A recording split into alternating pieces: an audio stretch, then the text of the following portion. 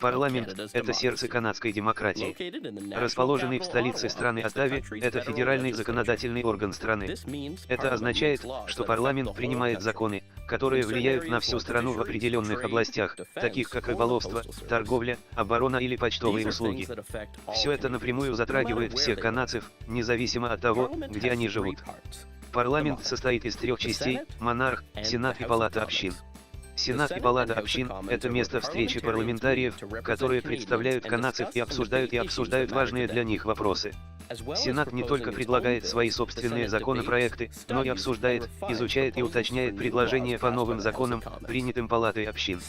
Сенаторы назначаются представлять каждую провинцию и территорию Канады. Они предлагают региональные взгляды и взгляды меньшинств по вопросам, обсуждаемым в парламенте. Палата общин предлагает, обсуждает, рассматривает и принимает законопроекты. Это где большинство новых законов берут свое начало.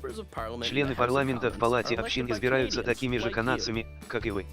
Каждый член парламента представляет определенный район страны, который называется избирательным округом или районным уездом.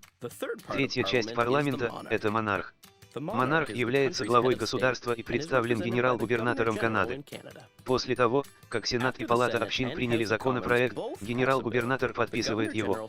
Генерал-губернатор также открывает новые сессии парламента и имеет право распустить парламент, что приводит к новым выборам.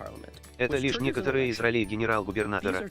Вместе 3 части парламента создают новые законы и решают проблемы, которые влияют на жизнь всех канадцев.